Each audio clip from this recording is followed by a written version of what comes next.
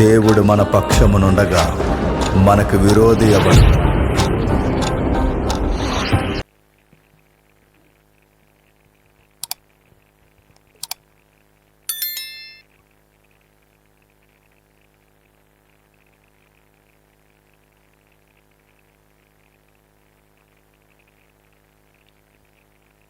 దేవుని పిల్లైన మీ అందరికీ క్రీస్తునామ శుభములు. చిన్న ప్రార్థన చేసుకుందామండి. పరలోకమందున మా తండ్రి, ఈ ప్రత్యేకమైన ఈ బహిరంగ సభలో ప్రస్తుత క్రైస్తవ్యానికి అవసరమైన సంగతులు బోధించడానికి నన్ను వాడుకోండి. ఏ సంగతులు చెబితే సమాజం నుండి సంఘానికి అవసరమో ఆ సంగతులు బోధించడానికి తండ్రి మీరే మమ్మల్ని వాడుకున్న తండ్రి, మీ ప్రజలతో మాట్లాడి సంఘం యొక్క విలువ తండ్రి వారికి తెలియచేయండి. ఈ ప్రయాస, ఈ కష్టము తండ్రి కనీసం ఒక్కరినైనా నూతనమైన వ్యక్తులుగా తండ్రి రాజ్యంలోకి చేరుస్తారని అర్థిస్తుంది. వచ్చి వెళ్ళిపోయేవారుగా ఎవరు ఉండక వింటున్న మాటల ప్రకారం తండ్రి తమ్మును తాము భద్రం చేసుకుని తండ్రి బలమైన పాత్రలుగా ఈ తరానికి అనేకులను తండ్రి ఈ సభ నుండైనా మీరు లేవనెత్తుతారని కోరుతూ క్రీస్తున్నామని ఈ ప్రార్థన సమర్పిస్తున్నాము తండ్రి, ఆమేన్. నా వాయిస్ అందరూ క్లియర్గా ఉందా? చివరి వరకు ఉందా? రైట్. ప్రకటన గ్రంథము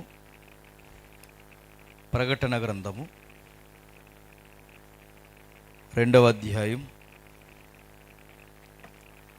ప్రకటన గ్రంథము 2వ అధ్యాయం సుమారుగా 12వ వచనం నుండి 17వ వచనం వరకు అర్థవంతంగా చదివారు ఎవరు నుండి చదవండి. పెరగములో ఉన్న సంఘపు దూతకు ఎలాగూ రాయము, వాడి అయిన 2 అంచులు గల ఖడ్గము గలవాడు చెప్పు సంగతులు ఏమనగా, సాతాను సింహాసనమున్న స్థలములో నీవు కాపురమున్నావని నేను ఎరుగుదును, మరియు సాతాను కాపురమున్న ఈ స్థలములో నా యందు విశ్వాసి అయ్యుండి నన్ను గూర్చి సాక్షి అయిన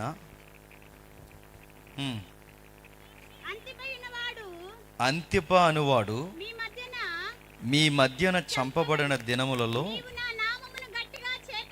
నీవు నా నామమును గట్టిగా చేపట్టి నా యందలి విశ్వాసమును విసర్జింపలేదని నేను ఎరుగుదును. అయినను నేను నీ మీద కొన్ని తప్పులు మోపవలసి ఉన్నది. అవి ఏమనగా, విగ్రహములకు బలి ఇచ్చిన వాటిని తిననట్లును, జారత్వము చేయనట్లును, ఇశ్రాయేలుకు ఉరి ఒడ్డవలనని బాలాకునకు నేర్పిన బిలాము బోధన అనుసరించువారు నీలో ఉన్నారు. అటువలనే నికోలాయితుల బోధన అనుసరించువారును నీలో ఉన్నారు. కావున మారు మనసు పొందుము, లేని ఎడల నేను నీ యొద్దకు త్వరగా వచ్చి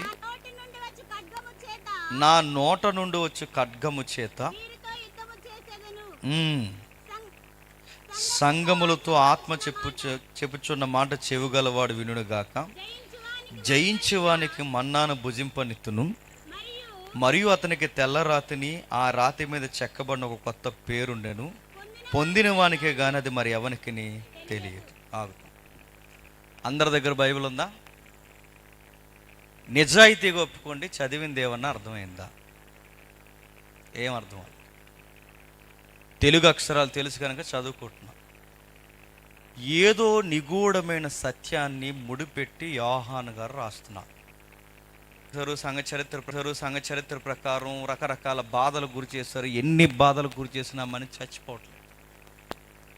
అలాంటి టైంలో ప్రభుత్వము, పెత్తందారీ మనుషులైన మత పెద్దలు వీరిరువురు కలిసి యోహాన్ని ఒక లంకలో, ఒక దీపంలో పడేశారు. ఆ దీపం పేరే పద్మాసు దీపం. ఆయన పడేసిన తర్వాత అప్పటికే సంఘాలు కట్టబడ్డాయి. వాటిని మాస్యా మైనర్ ఏరియాలో ఆసియా మైనర్ ఏరియాలో సుమారు 7 సంఘాలు ఉంటాయి. ఆ 7 సంఘాలకి పత్రిక రాస్తున్నారు.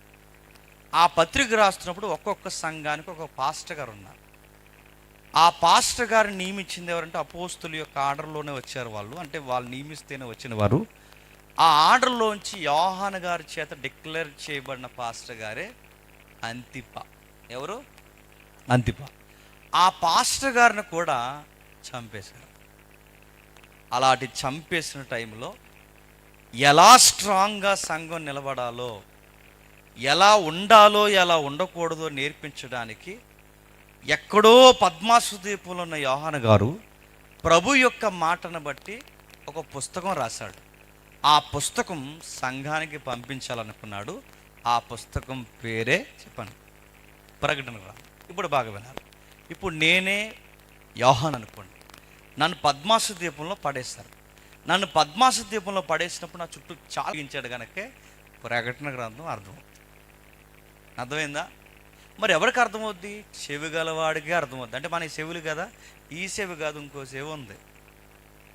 మరి అది ఎవరికి కనబడుతుంది? మనోనేత్రం అని ఒక నేత్రం ఉంది. అది ఎరిగిన వారికి మాత్రమే సంగతి అర్థం. అసలు ఏంటి ఆ సంఘాల పరిస్థితి ఏంటంటే అంత వద్దు, కానీ సమయం తక్కువ ఉంది. ఆ పెర్గమం సంఘం యొక్క సంగతులు మనం చూద్దాం. పెర్గమము అని ఆ పెర్గమాను గురించి మాట్లాడుతూ ఒక మాట అన్నాడు చూడండి. సాతాను సింహాసనం ఉన్న స్థలములో నీవు కాపురం ఉన్నావు.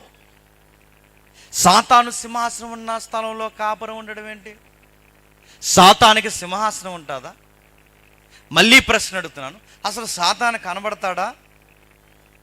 రాత్రులు వస్తాడా? ఆ చీకట్లో నడుస్తాడా?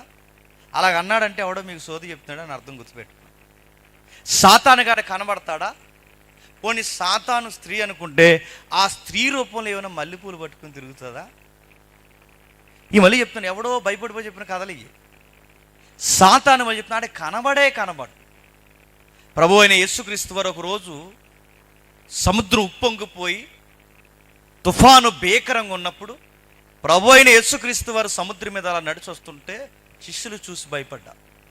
ఆ శిష్యులు చూసి భయపడినప్పుడు యేసుప్రభు వారు అన్నాడు ఏమనంటే, శిష్యులందరూ అంటారు భూతం భూతం భూతం అంటారు. అప్పుడు యేసుప్రభు వారు అంటారు, భూతం కాదు, మీరు చూడండి నా చేతులు. భూతానికి ఏముండవట? ఎముకలు మాంసం ఉండు. ఈ మాట ఎవరన్నారండి? ప్రభు అయిన యేసుక్రీస్తు. అంటే ఎముకలు మాంసం ఉండవన్నాడంటే దయ్యానికి ఏముండవన్నమాట చెప్పండి. కనబడదు అది. కానీ మన తెంగరోళ్ళు ఏమంటారంటే కాళ్ళు ముందుకుంటే మనిషి, అసలు కాళ్ళే ఉండవరు అయ్యా, అసలు శరీరమే ఉండదు, దానికి ఎముకే ఉండదు, ఏమి ఉండదు. మరి సాతాను సింహాసనం అని దీన్ని ఎందుకు రాస్తాను? అందుకే మీకు ముందే చెప్పాను, డిస్క్లైమర్ గుర్తుపెట్టుకోండి.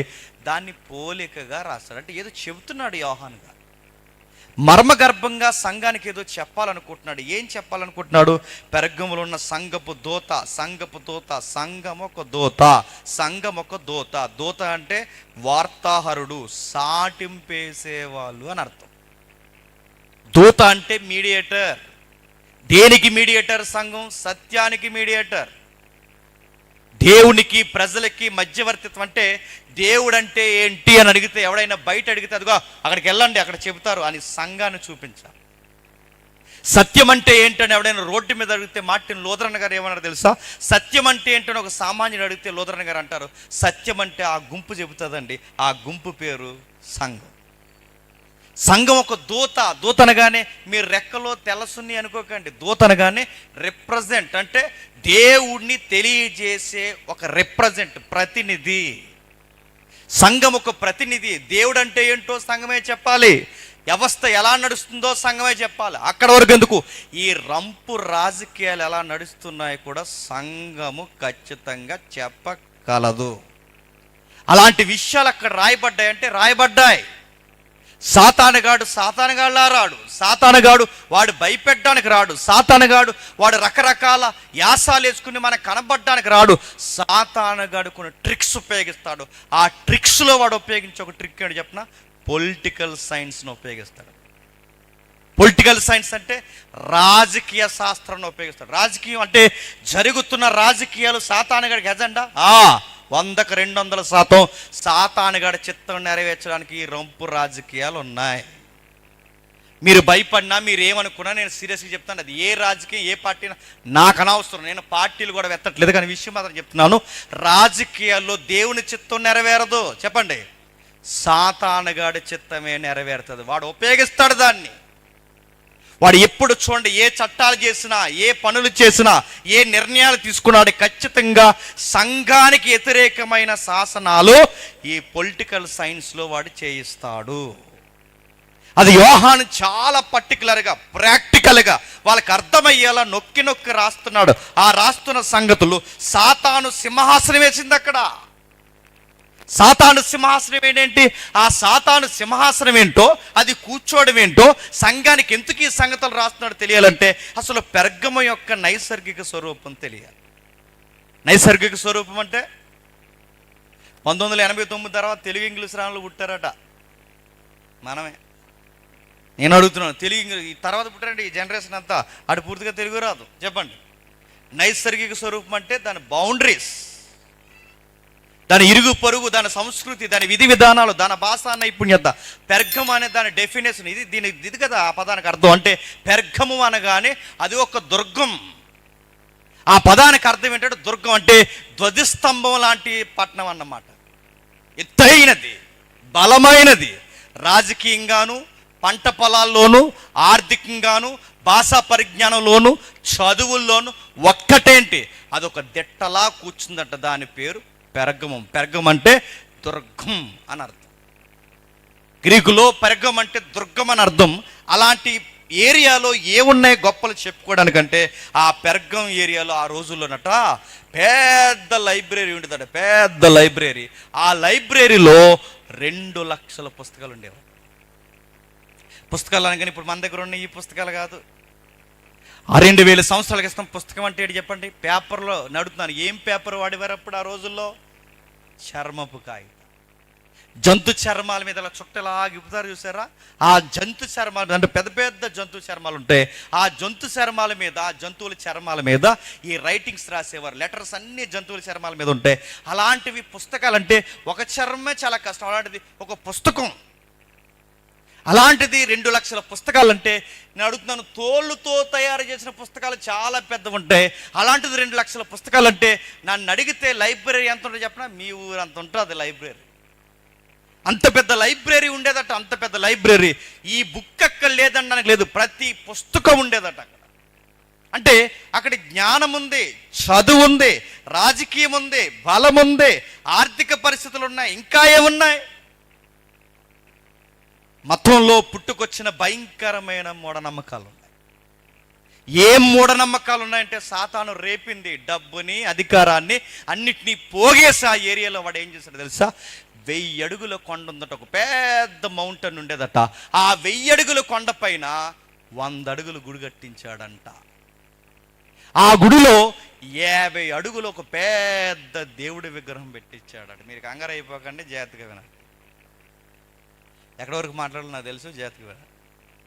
1000 అడుగుల స్థలం, 100 అడుగుల గుడి, ఆ గుడి పైన 50 అడుగుల విగ్రహం. ఆ విగ్రహం పేరేంటయ్యా అంటే దానికి ఒక వైద్య దేవుడు అనే పేరు. వైద్య దేవుడు, మెడికల్ గాడ్. మీరు ఎప్పుడైనా మెడికల్ షాప్ కానీ, అంబులెన్స్ కానీ, మీరు ఎక్కడ మీ ఇంట్లో ఏదైనా మెడికల్ సీట్ కానీ, మీ ఇంట్లో ఈ నైట్ వెళ్ళిన తర్వాత మెడికల్కి సంబంధించిన ఏదైనా ట్యాబ్లెట్ సీట్ కానీ మీరు చూడండి, దాని వెనకాల ఒక బొమ్మ ఉంటుంది. ఆ బొమ్మ మీద ఎలా ఉంటుంది? ఆ బొమ్మ మీద చెప్పినా ఒక మంత్రించిన కర్ర ఉంటుంది. ఇయో పాము తిరిగి ఉంటుంది చూడండి. అది ఏంటనుకుంటున్నారు? పెర్గంలో ఉండే దేవుడు బొమ్మ. ఈ పెర్గం ఈ బైబిల్లో చదువుతున్నామే, ఈ బైబిల్లో పెర్గమని చదువుతున్నా ఏరియాలో ఒక పెద్ద దేవుడు ఉన్నాడు. సాతానుగాడు కట్టించాడు ఆ దేవుడు బొమ్మ. అందుకే చూడండి, డాక్టర్లు కార్లు వెనకాల వేస్తారు కదా బొమ్మ. ఆ బొమ్మ ఎప్పుడైనా గమనించి, లాయరు రిబ్బన్ సింబల్ వేస్తాడు. నేను లాయర్ని అనడానికి రిబ్బన్ వేస్తాడు. పోలీసు గరుడు పక్షి వేస్తాడు. అదే ఈ వైద్యులైతే అది ఏదో వేసారనుకుంటారు మీరు, అదేదో కాదు. దాని పేరు ఎస్కిలేపియస్. మళ్ళీ చెప్తున్నాను, అది వైద్య దేవుడు సింబల్. ఎందుకు అదెందుకు వేసేవారు? ఫీల్ అంటే ఆ గుడికి ఒక ఫీలింగ్తో వచ్చేవారట. ఆ 1000 అడుగుల స్థలం పైన 100 అడుగులు. ఎవరైనా ఈ మెడికల్ ఫీల్డ్లో తెలియకపోతే మీరు ఏదో అనుకోకండి, అదే మీరు చదువుతున్నది అదే, మీరు చూస్తున్నది అదే. ఆ 1000 అడుగుల స్థలం పైన 100 అడుగుల గుడు, ఆ 100 అడుగుల గుడి లోపల 50 అడుగుల దేవుడు, ఆ 50 అడుగుల దేవుడు లోపల కొన్ని గదులు, ఆ గదుల దగ్గర మోటివేషన్ చేసేవారట రోగుల్ని. తగ్గిపోతుంది, తగ్గిపోతుంది, తగ్గిపోతుంది, అలా అనుకుంటే తగ్గిపోద్ది అంట. మెడికల్ సైన్స్ ఎందుకు ఆ దేవుడు బొమ్మ ఎందుకు చేసినందుకే ముందు రోగిని ఏం చేస్తారు చెప్పిన మెంటల్గా చెప్పండి, తగ్గిపోతుంది, తగ్గిపోతుంది, ఇదే తగ్గిపోతుంది. డాక్టర్ వచ్చిన వెంటనే పైనుంచి ఇలా కిందకు చూసి ఒకడ వచ్చావు ఇంకెవరైనా తీసుకొచ్చా అన్నాడంటే ఇంక అయిపోయాడు. అలాగ అనరు మెడిసిన్. ఎప్పుడు చూడండి డాక్టర్లు అలా అనరు. ఏముంది పెద్ద అక్కడ చాలా హాస్పిటల్ తిరిగింది సార్, అవ్వట్లేదు సార్ అంటే డాక్టర్ మెథడ్లో ఫస్ట్ మెథడ్ ఏంటో చెప్పినా ఏం కాదు, తగ్గిపోతుంది. రెండో ప్రపంచ యుద్ధం జరిగిందిగా, అప్పుడు మీరు లేరులే, మనం లేవు. ఆ రెండో ప్రపంచ యుద్ధం టైంలో చాలా వార్ జరుగుతుంది. ఆ టైంలోనే AK-47 వచ్చింది కొత్తగా, అందుకే 47 అంటారు దాన్ని. AK-47 ఎందుకు, సెకండ్ వరల్డ్ వార్లో స్టార్ట్ అయింది. అప్పుడే కొత్తగా ఆ ఎపన్ వచ్చింది. అది ఎప్పుడైతే ఫీల్డ్లోకి వచ్చిందో దానికి దరిద్రం ఏంటంటే ఒక్కసారి దాని ట్రిగర్ ఇలా లైన్లో పెట్టి ఇలా ఒకసారి ట్రిక్ చేస్తే జర్రం కాల్చి పడేచ్చు అందరు. అందుకే అది ఇప్పటికీ దాన్ని కొట్టిపడేసే తుపాకీ లేదు. ఆ టైంలో విచ్చలవిజలుగా బాడీలు పడిపోయాయి, రకరకాలుగా అవయవాలు పడిపోయాయి, బుల్లెట్స్ ఇష్టానుసారంగా దిగిపోయాయి. ఆ టైంలో ఈ ఈ ఈ ఆయుధం దెబ్బకి అనేక మంది రోగులు కుప్పలుగా పడిపోతే అక్కడక్కడ ఈ మిలిటరీలో ఏం చేస్తారంటే మెడికల్ క్యాంపులు ఉంటాయి తెలుసు కదా.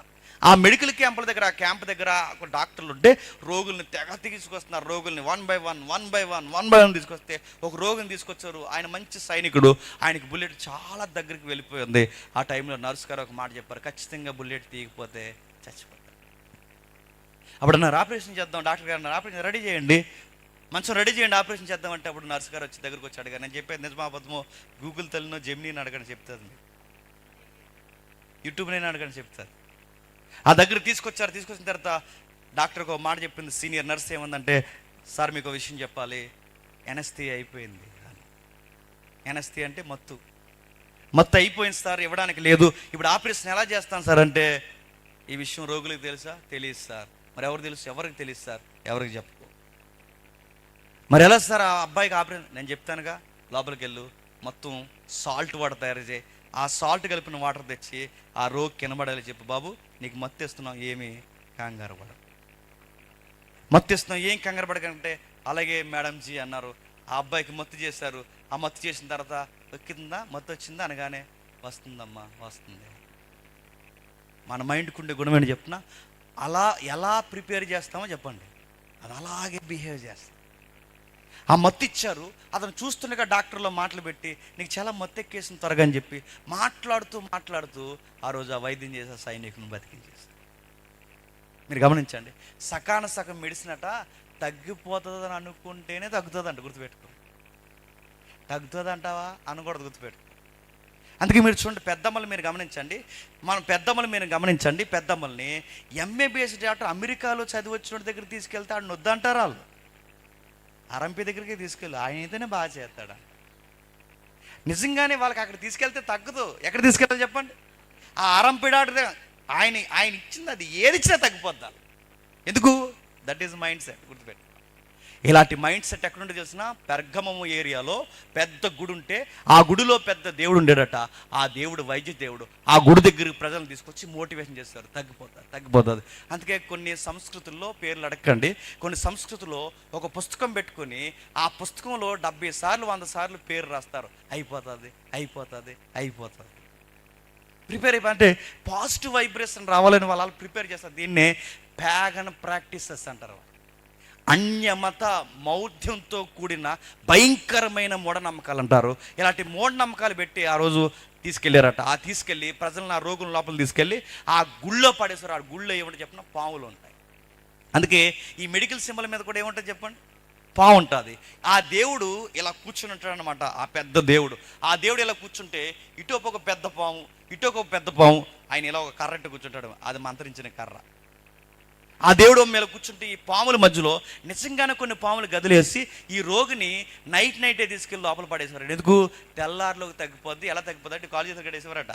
ఆ కట్టేసి లోపల పడేస్తే ఇవి తెల్లవారులు అటుపాకి ఇటుపాకి ఎలా పాకితే తెల్లారిన తర్వాత వచ్చిన తర్వాత తగ్గిందా అంటే తగ్గలేని కూడా ఏమంటాడు చెప్పండి, తగ్గిపోయింది సార్ తీసుకెళ్ళిపోండి అంట.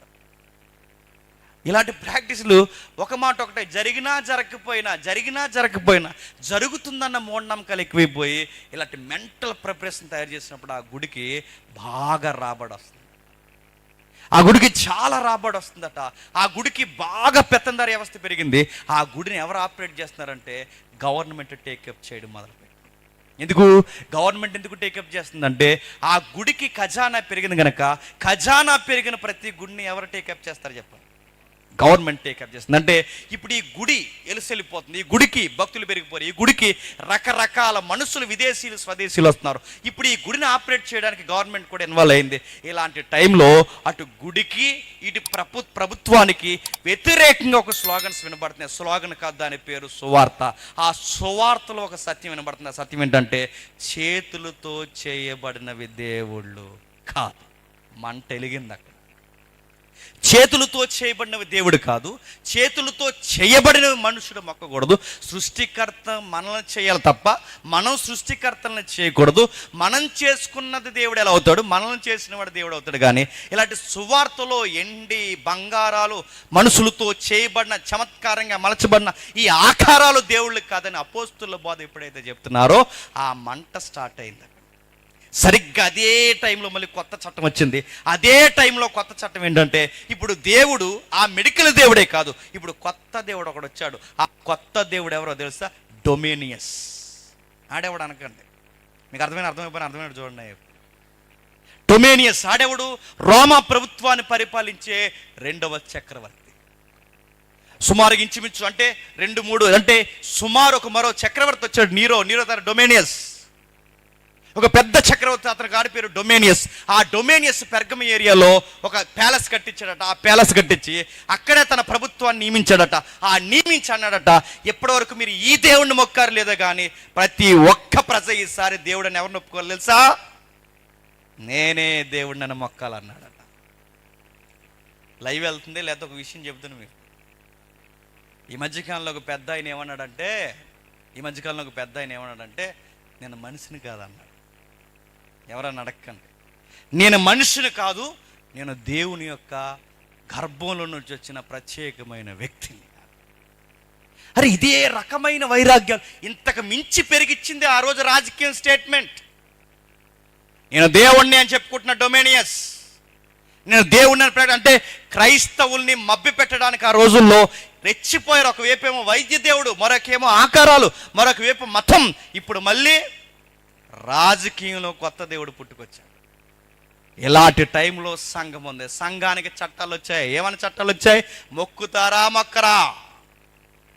పెర్గంలో ఈ ఏరియా వాళ్ళు మొక్కుతున్నారు, నార్త్ సౌత్ వెస్ట్ ఎవరైతే ఉన్నారో అన్ని ప్రాంతాల వారు మొక్కుతున్నారు సార్. కానీ ఒక్క జనాంగం మాత్రం మొక్కనంటున్నారు. రాజుకి వినబడింది. ఎవరాల్లో? క్రిస్టియన్స్. ఎందుకు మొక్కరు? వాళ్ళు నజరేయుడైన యేసుకు తప్ప ఇంకెవరికి మొక్కరట. ఎవడన్నాడు? ఎవరు వాళ్ళని మోటివేట్ చేస్తున్నది?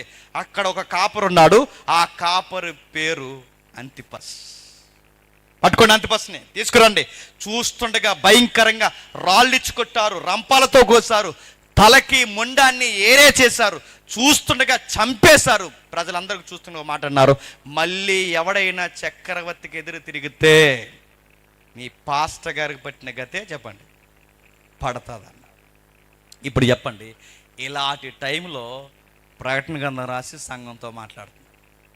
ఈ పరిస్థితుల్లో సంఘంతో మాట్లాడుతున్నాడు. ఏమని? పెర్గములో ఉన్న సంఘపు దూతకు ఇలాగు రాయము, వాడి అయిన 2 అంచుల ఖడ్గం గలవాడు చెప్పు సంగతులు ఏమనగా.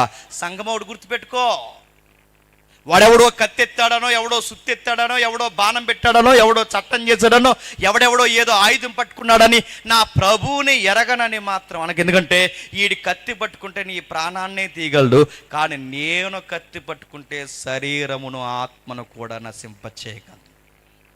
నువ్వు వీడికి భయపడుతున్నావేమో, వాణ్ణి నిన్ను మింగేసే నేనున్నాను, నువ్వు నా వైపు చూడు. ఈడొస్తాడు బొట్టెట్టమంటాడు, వాడొస్తాడు మొక్కమంటాడు, వీడంటాడు దేవుడు అంటాడు. ఎవడు ఎన్ని చెప్పినా నాగిటి మీద చెయ్యేసి నీవు ఎన్నిదిరిగి చూడడానికి వీలు లేదు సంగమా అన్నాడు ఆ రోజు. నేను ఎందుకు ఈ విషయాలు చెప్తున్నా తెలుసా? కొత్త చట్టాలు వస్తున్నాయి. ఆల్రెడీ రాజస్థాన్లో స్టార్ట్ అయ్యింది. ఆ రాజస్థాన్లో స్టార్ట్ అయిన చట్టం ఏంటో తెలుసా? ఆ రాజస్థాన్లో స్టార్ట్ అయిన చట్టం, ఎవరైనా క్రిస్టియన్స్ అని చెప్పుకోవాలి అంటే, వాళ్ళ క్రైస్తవులని చెప్పుకోవాలి అంటే ముందుగా ఒక లెటర్ పోలీస్ స్టేషన్లో పెట్టాలట. 15 రోజుల లోపు ఆ లెటర్ పెట్టి నేను క్రైస్తవుని అని ఒప్పుకోవాలట. అప్పుడు పోలీస్ స్టేషన్ ఆ లెటర్ పట్టుకెళ్ళి జడ్జికి ఫార్వర్డ్ చేస్తారట. ఆ లోకల్ జడ్జికి ఫార్వర్డ్ చేస్తే ఆ జడ్జి ముందుకు ఒక రోజు ఆ క్రైస్తవుడు అని చెప్పుకున్న వ్యక్తిని ఆహ్వానించి, ఏం బాబు నువ్వు ఎలా క్రైస్తవుడు అయ్యా అని అడిగితే, సార్ ఇలా సో అని చెప్పిన తర్వాత, నువ్వు క్రిస్టియన్ అయ్యావని జడ్జి బిలీఫ్, అంటే జడ్జి నువ్వు చెప్పిన ఆర్గ్యుమెంట్ అనుకూలంగా ఉంది అనుకుంటే అప్పుడు నేను క్రైస్తవులుగా డిక్లేర్ చేస్తారట. ఏమాత్రం అటు ఇటు ఎవడైనా తేడాగా ఉందని తెలిసి ఈ క్రైస్తవ్యాన్ని అలవాటు చేశారని తెలిస్తే వాడికి సుమారు 3 సంవత్సరాల నుంచి 5 సంవత్సరాలు జైలు వేస్తారట. ప్రజెంట్ రాజస్థాన్ వచ్చింది, రాజస్థాన్ నుంచి పక్కన ఛత్తీస్గఢ్ వస్తుంది, ఛత్తీస్గఢ్ దాటిన వెంటనే తెలంగాణ వస్తుంది, తెలంగాణ దాటితే తర్వాత ఏమొస్తుంది చెప్పండి? నీ పాలకొల్లు వస్తుంది. గుర్తుపెట్టు. రాదనుకుంటున్నారు, చెప్తున్నాను, ఖచ్చితంగా వస్తాయి. ఈ చట్టాలు అమలు జరుగుతున్నాయి, రాస్తున్నారు, తయారు చేస్తున్నారు. అంటే మీరు గమనించండి, ఇలాంటివన్నీ ఎందుకు చేస్తారు? సాతానుగాడులాగా రాడు. సాతానులా రాదు. సాతానుగాడు ఒక ముసుగేస్తాడు. ఆ ముసుగులో ఒక ముసుగు పేరేంటో తెలుసా? Political science. రాజకీయాన్ని ఆడు దువ్వుతాడు, రాజకీయంలో అధికారులను పెడతాడు, ఆ అధికారులతో కొత్త చట్టాన్ని చేస్తాడు.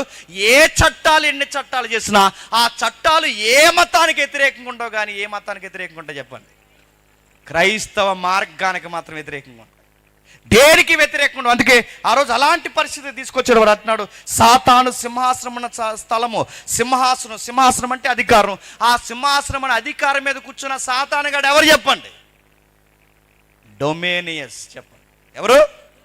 రాజు. అంటే ఇక్కడ సాతాను సింహాసనం కూర్చుందంటే నిజంగా ఇప్పుడు ఇందాక నేను కూర్చున్నాను చూసారా, పూలబొక్కి పట్టుకుని, అలా కూర్చుందని కాదు. పేరుకి అక్కడ కనబడుతున్నది రాజే, డొమేనియస్సే కనబడుతున్నాడు. కానీ ఆ డొమేనియస్ వెనకాల ఉన్నది ఎవరు చెప్పండి? అది కూర్చోవడం అంటే. అవ్వమ్మ దగ్గరికి, ఆదామ దగ్గరికి సాతానుగాడు సాతానులా రాడు, పాములా వస్తాడు. గుర్తుపెట్టు, డైరెక్ట్ రాడు. సంసోను దగ్గరికి డైరెక్ట్గా రాడు. చెప్పండి, అదో లేలుంటుంది, ఆవిడ పేరు దెలీల, అలా వస్తుంది. మీరెక్కడ చూడండి, ప్రభు అయిన యేసుక్రీస్తు వారితో మాట్లాడుతున్నప్పుడు పేతురు రూపంలో వచ్చింది. ఈ రోజైనా ఏ రోజైనా మీరు గుర్తుపెట్టుకోండి, వాడు ఎలా వస్తాడంటే మీరు ఏదో సినిమాల్లో చూస్తున్నట్టు కళ్ళ కింద కాడికి పెట్టుకుని, పువ్వులు పెట్టుకుని, గజ్జలు పెట్టుకుని, ఇదంతా మరి చెప్తాను, వీళ్ళ భయపడి రాసుకున్న రచనలు. అది కాదు, అది సాతాను కాదు. సాతానుగాడు ఎలా వస్తాడంటే అధికారంతో వస్తాడు, రాజకీయంతో వస్తాడు. క్రైస్తవ్యాన్ని, క్రైస్తవ పెద్దలను, నాయకులను, సత్యము ముఖ్యముగా ప్రకటిస్తున్న వాళ్ళ సంగతి చూడడానికి, ఏరేయడానికి ఆడొస్తాడు. ఇది అర్థమయ్యే వాళ్ళకి అర్థం అవుద్ది. ఇంతకనగా ఓపెన్గా డీటెయిల్గా నేను చెప్పకూడదు. వాడు ఖచ్చితంగా అలానే వస్తాడు. వాడు రాజకీయ ఎజెండాతోనే వస్తాడు. ఆ రోజు వచ్చాడు. ఆ వచ్చిన వాడు రాజకీయ సింహాసనం వేశాడు. ఆ సింహాసనం మీద ఒక రాజును కూర్చోబెట్టాడు. ఆ రాజు సాతానికి బినామీగా పనిచేస్తున్నాడు. రావడంలోనే మొట్టమొదటి సంతకం ఏంటో తెలుసా? ఇల్లు లేని వారికి ఇల్లు ఇస్తాం, వాకులు లేని వారికి వాకులు ఇస్తాం, మీ పిల్లలు ఉన్న వారికి 15 ఇస్తాం అనలేదు. అక్కడ రావడంతోనే అక్కడ సంతకం ఏంటో తెలుసా? అంతిపసను లేపేస్తాం. రావడంతోనే ఆ సింహాసనం వేస్తున్నాడు. పాస్టర్ గారిని చంపేశారు పాస్టర్ గారిని. అక్కడ అంతిపసను చంపేశారు. ఎందుకు చంపేశారు? ఎందుకు చంపేశారంటే తలకాయని లేపేసాం అనుకోండి, గొర్రెలన్నీ ఏమవుతాయి చెప్పండి? అది స్కెచ్. సాతానుగాడు సంఘం అంతటిని కొట్టకరొద్దు, పాస్టర్ గారిని కొట్టేశాడు అనుకోండి, చెప్పండి, పరారు మిగిలిన వాళ్ళు. ఇప్పుడు నేనున్నాను, మాట్లాడుతూ ఉండగా ఎవడో వచ్చి నా తలకాయ తీస్తాడు అనుకోండి. తర్వాత అధ్యక్షుల వారు లేసి, ఏం భయపడకండి, జేమ్స్ గారు ప్రభు సన్నిధిని చేరుకున్నారు, ప్రభునందు నిద్రించారు, యథావిధిగా మళ్ళీ రేపు ఉపేంద్ర గారు వచ్చి మిగిలిన వర్తమానాన్ని కొనసాగిస్తారంటే మీరేమంటారు? మీరు కొనసాగించండి, మేము వెళ్తున్నాం. వస్తారా చెప్పండి? మళ్ళీ చెప్తాను, కడుపులో మధ్య కదలనంత కాలమే దేవుడు అంటాం, ఇబ్బంది లేనంత కాలమే దేవుడు అంటాం. ఏ దేవుడిని అయితే నమ్ముతున్నావో ఆ దేవుడిని బట్టే నేను దులుమాడేస్తానంటే ఈ దేవుడి పేరు చెప్పడానికి కూడా మెజారిటీ ఒప్పుకోరు. అందుకే దేవుడు కొన్ని శ్రమలు దేవుడు కొన్ని చట్టాలు, దేవుడు కొన్ని విధి విధానాలు ఎందుకు సంఘం మీదకి అనుమతిస్తాడు చెప్పనా? గట్టికాయలేంటో పొల్లికాయలేంటో తేలిపోవాలంటే ఖచ్చితంగా మళ్ళీ మళ్ళీ చెబుతున్నాను, మనకు వ్యతిరేకమైన ప్రభుత్వాలే మళ్ళీ మళ్ళీ రావాలి. మేము గొప్ప ప్రార్థన చేసిన ఉపవాసం, నువ్వు ఉపవాసం ఉన్నా ఆ ప్రభుత్వం వస్తుంది. ఎందుకంటే దెలీలా తొడ మీద సంసోన్ నిద్ర అయినట్టు ఇప్పుడు సంఘాలు నిద్ర అవుతున్నాయి. నిద్రలో లేపాలంటే ఏం చేయాలి చెప్పండి? కత్తెట్టుకుని వచ్చేసి కూడా ఒకటి కావాలి, మనం గుర్తుపెట్టుకోవాలి. కుదురుంగుండి చక్కగా సేవ చేయకుండా ఈ సంఘం వాళ్ళు వెళ్ళి ఆ సంఘంతో గొడవ, ఆ సంఘం వాడు వచ్చి ఈ సంఘంతో గొడవ, భోజనాల దగ్గర గొడవ, అన్నిటి దగ్గర గొడవ అని అడుగుతున్నాను. పెద్దల భోజనాలు పెట్టడం వాళ్ళ కూరలు దాచేది అదో గొడవ, పెరుగు పెగుడులు దాచేది అదో గొడవ, చిన్న పెద్ద గొడవ, సంఘంలో లవ్ స్టోరీలు, చెత్త చెదారం, ఇలాంటిదంతా ఎక్కువైపోవాలంటే దేవుడు ప్రక్షాళన ఎలా చేస్తాడు? శ్రమలనే కొనుములో పడేసి రుద్దేస్తాడు, గుర్తుపెట్టుకోండి. అలానే సంఘానికి నిర్ణయించాడు, లేపట్టినాడు. సాతాను సింహాసనం ఉన్న స్థలంలో నువ్వు కాపురమున్నావు, నా యందు విశ్వాసం ఉండి నన్ను గూర్చి సాక్షి ఉండి మీ పాస్టర్ గారిని చంపేసినప్పుడు మీ మధ్యన చంపబడిన దినముల్లో నా నామము గట్టిగా చేపట్టావు. ఈ పాస్టర్ గారు చనిపోయిన తొలినాళ్ళలో చాలా స్ట్రాంగ్గా ఉన్నావు. ఇప్పుడు ఉన్నాను, నేను చనిపోయిన అనుకోండి ఎంత విప్లవం వచ్చేద్దండి. మామూలుగా ఎవరైనా చనిపోయాను, ఎవడ చంపేయడం అనుకోండి ఏమవుద్ది? వెంటనే ఇంటి వద్ద ఫ్లెక్స్లో మన ప్రవీణ్ అని చనిపోయినప్పుడు ఏమైంది? ఎవరైనా ఏమైనా చనిపోతే ఫ్లెక్స్లు పట్టుకుంటారు, తిరుగుతారు. ఎన్ని రోజులు తిరుగుతారు చెప్తాను? కొన్ని రోజులు తిరుగుతారు, తర్వాత తిరుగుతారు. అన్ని సంఘాలు కలిసిపోతే ఇంకా ఆ సంఘం ఈ సంఘం, లోదరన్న, బాప్టిజం, పెంతెకొస్తే ఇంకేమీ లేదు, అన్నీ కలిస్తే ఒక స్లోగన్ వస్తుంది. మనం క్రైస్తవం ఇప్పుడు డినామినేషన్ లేవు మనకి, అందరం కలుద్దాం అని చెప్తాం, కలుస్తాం అని అడుగుతాను. ఎంతకాలం కలిసి ఉంటారు? ఎక్కువ రోజులు కలిసి ఉంటారు. ఎందుకు చెప్పినా, ఎందుకు ఎక్కువ రోజులు కలిసి ఉంటారంటే ఒక మనిషి ఒక గుంపు ఒక సంఘం కలవాలంటే మనల్ని కట్టి పడేది ఒకటే, దాని పేరు సత్యం. ఏంటది? సత్యము. ఈ సంఘం కట్టుబడి ఉండాలంటే సత్యం ఉండాలి. ఇప్పుడు సత్యం ఉండాలంటే సత్యం చెప్పేవాడు ఉండాలి. ఆ సత్యం చెప్పే పాస్టర్ గారినే చంపేస్తే ఇప్పుడు సత్యం చెప్పే వాళ్ళు లేరు. సత్యం చెప్పే పాస్టర్ గారు లేనప్పుడు వచ్చిన బోధకులు ఏం చెప్తారు చెప్పండి? అసత్యం చెప్తారు. ఏం అసత్యం చెప్పారు? నొప్పి లేని, బాధ లేని, ఇబ్బందులు లేని, రాజీ పడిపోయే అడ్జస్ట్మెంట్ గాస్పెల్ చెప్తారు. ఏమని చెప్తారు చెప్పనా? ఇలాంటి గొడవలు ఏమీ రాకూడదని యేసుప్రభుని చివరికి ఏం చేస్తారంటే దేవుళ్ళలో ప్రత్యేకమైన దేవుడు అంటారు.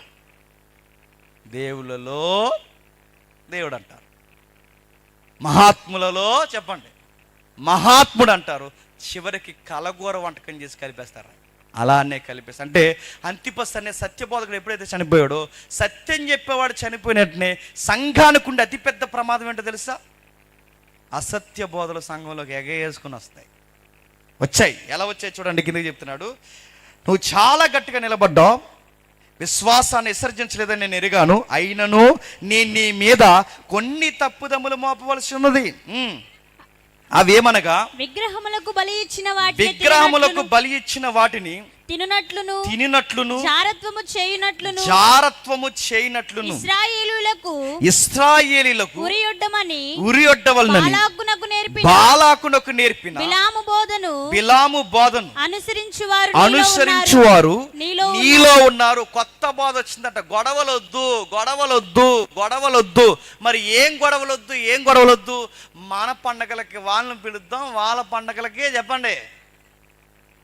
ఇలాంటి బోధ వచ్చిందంట. తప్పేముందండి సహోదరు ప్రేమ? తప్పేముందండి మానవతా ప్రేమ? తప్పేముంది అడుగుతాను. చివరికి తప్పు కాదు, తప్పుల్లో తప్పు.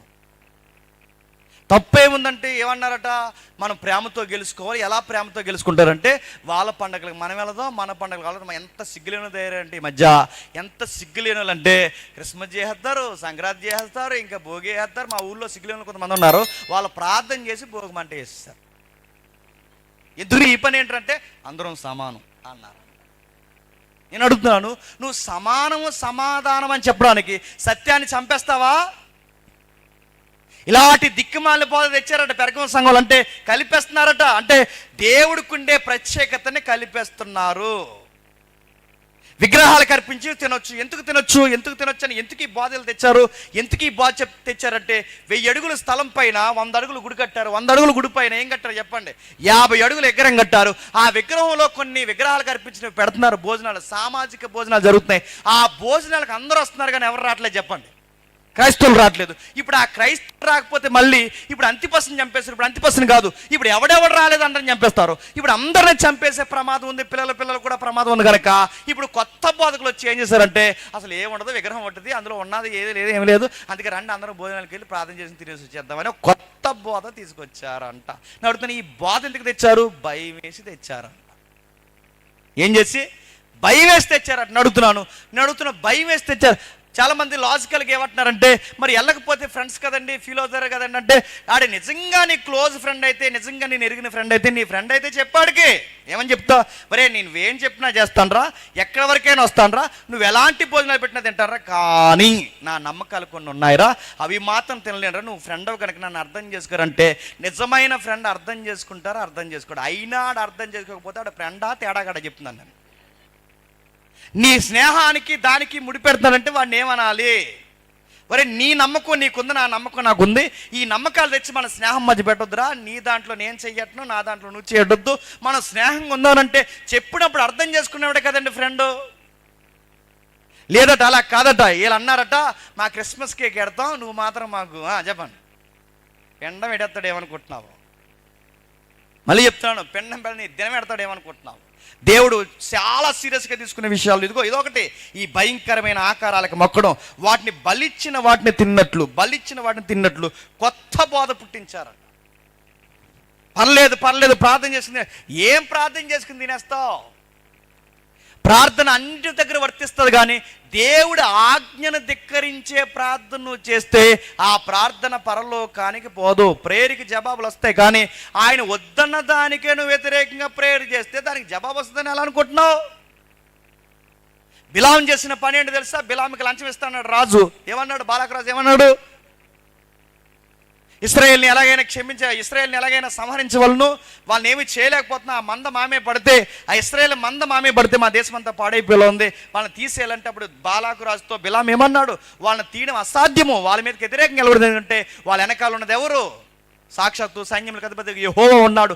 ఆ యెహోవా ఉండగా మనం వెళ్ళలేమంటే అప్పుడు ఆఫర్ ఇచ్చాడు. ఆఫర్ ఏమన్నాడు చెప్పండి? వాడు అర్థమవడానికి గది బంగారం ఇస్తా అన్నాడు, నా వల్ల అవదన్నాడు. ఆఫర్ పెంచాడు, 2 గదులు ఇస్తా అన్నాడు, ఆలోచిస్తా అన్నాడు. అప్పుడు దేవుడి దగ్గరికి వెళ్ళి ప్రభువా ఇశ్రాయేల్ని మరి ఏమన్నా శపిస్తావా అని అడిగితే చెడమని తిట్టాడు దేవుడు. వాళ్ళని చెప్పించడం ఏంటి? మళ్ళీ ఆఫర్ పెంచాడు. అప్పుడు రెండోసారి వెళ్ళి అప్పుడు బిలాము ప్రార్థన చేస్తున్నాడు, దేవా ఏం చేయమంటావు? అప్పుడు దేవుడు అన్నాడు వెళ్ళు, నీకు నచ్చినట్టు చేయను. కానీ పంపించాడు, జవాబిచ్చాడు, ప్రార్థనకు జవాబిచ్చాడు, ఎల్లని పంపించాడు. ఆ పంపించినప్పుడు ఎదురుగా పెద్ద కత్తి పట్టుకుని దేవత నరికి పాడే బిలామని అన్నాడు. మన దేవుడు ఎలా ఉంటాడు చెప్పినా, కొన్నిసార్లు చెబుతాడు చెయ్యొద్దని చెప్తాడు. నేను వెళ్తాను ప్రభువా నా ప్రేయర్ను, నేను వెళ్తాను ప్రభువా నా ప్రేయర్ అంటే దేవుడు అంటాడు వెళ్ళకండు, వెళ్ళు అంటాడు. ఎందుకు? కత్తెట్టాడు ఎదురుగా, పోతావు ఇంకా అక్కడి నుంచి అంతే. కొన్ని అడిగేవి నేను అడుగుతున్నాను, త్వరగా జవాబులు రాలేనప్పుడు బహుశా ఆయన చిత్తం ఏదో ఉంది.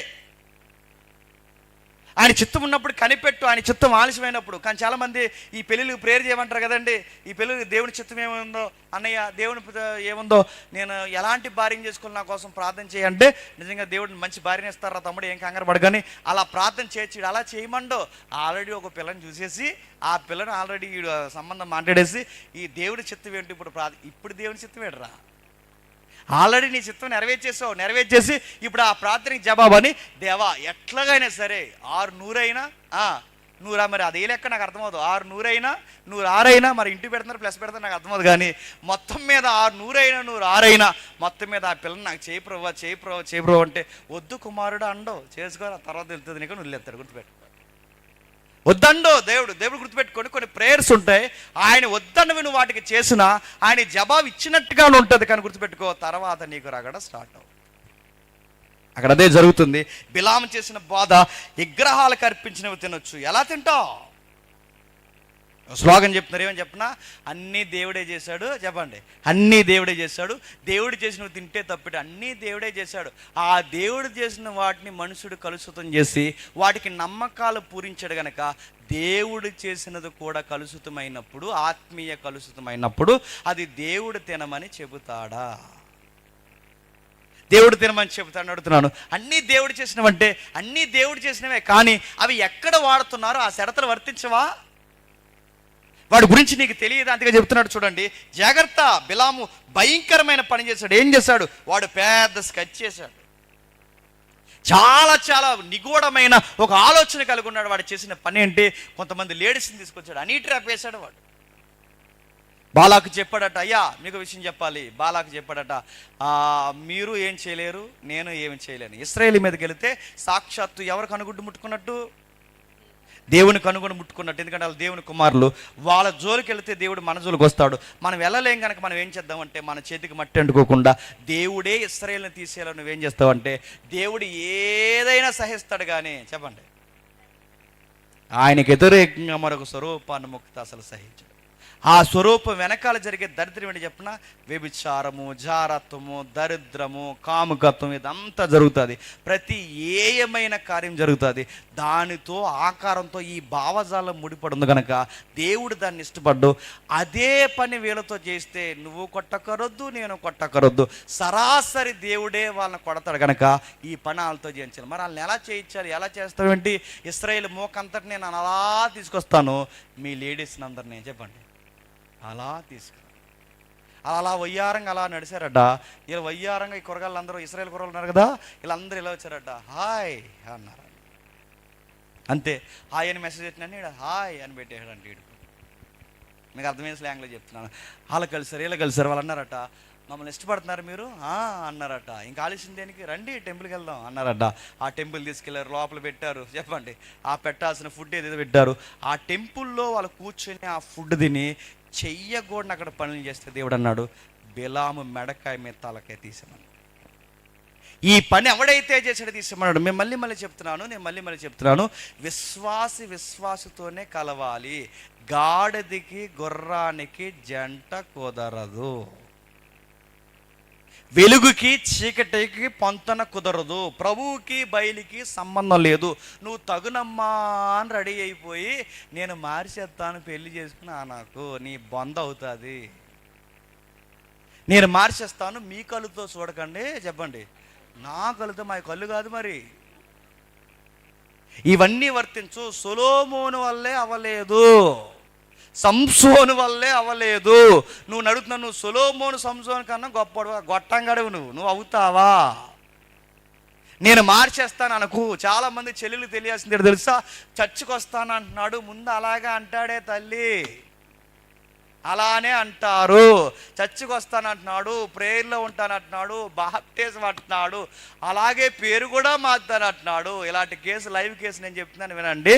కర్నూలులో నాకు ఒక ముస్లిం తగిలాడు. ఆ ముస్లిం క్రిస్టియన్ అమ్మాయిని లవ్ చేశాడు. ఆ క్రిస్టియన్ అమ్మాయిని లవ్ చేసి ఇలాగే పార్కులు ఒప్పించి నీ దేవుడే నా దేవుడని రూతు డైలాగ్ చెప్పి మొత్తం మీద ఒప్పించి మొత్తం మీద ఆ పెళ్లి ట్రెడిషనల్గా జరిగి ఆ పెళ్లి చేసుకున్న తర్వాత సరిగ్గా ఆ పెళ్ళి అయిన వారానికి చర్చికి వెళ్దాం అనుకున్న టయానికి అతను అన్నాడట, సంఘాన్ని పోయిన తొగడ వాతాహే అన్నాడట. ఆలసలు యాంగ్లో నరికి పడతానేమనుకున్నాడు. అదేంటి మరి పెళ్ళికి షరతు ఇదే కదా, మన ఇద్దరం కలిసి చర్చికి వెళ్దాం. అప్పుడు అదే, ఇప్పుడు ఇదే సాల్తిమే గల్లంత అన్నాడు. గుర్తుపెట్టుతాను. తీసేస్తాను ఏమనుకుంటున్నావు, కనబడకని చేస్తాను ఏమనుకుంటున్నావు అంటే, అలా గొడవెట్టుకుని కేవలం దేవుడి కోసం గొడవెట్టుకుని ఈరోజు కాపురం పాడిపోయింది. ఇప్పుడు మారాడు ఆయన, గుర్తుపెట్టు. అది దేవుడు కొట్టి ఆయన తిరగేసి, ఇంత ప్రమాదం ఉన్నప్పుడు నడుతున్నాను. మీరు ఇలాంటి పనులు చేసి దేవుడి దీవులను అందుకోవడానికి చాలా కష్టం. అన్ని విషయాల్లో జరగవు. దానికి ఎగ్జాంపుల్ చెప్తున్నాడు, సంగమా లోకంతో కలవద్దు. మీకు ప్రత్యేకత ఉంది, మీ వివాహాలు, మీ మాటలు, మీ కార్యక్రమాలు, మీకు ప్రత్యేకత ఉంది. బిలాము ఎలా కలిపినందుకే తగలడిపోయింది ఇశ్రాయేలు సంఘం. మనం కూడా అలాంటి పనులు చేస్తామంటే ఎందుకు బేసిక్గా చేస్తాం. ఏం చేస్తాం చెప్పినా, సిగ్గు లేకుండా పాస్టర్ గారితో ప్రార్థన చేసేద్దాం, సిగ్గు లేకుండా బేపనాయంతో మొరతం చేద్దాం. ఎంత సిగ్గు ఉండదో మనకి.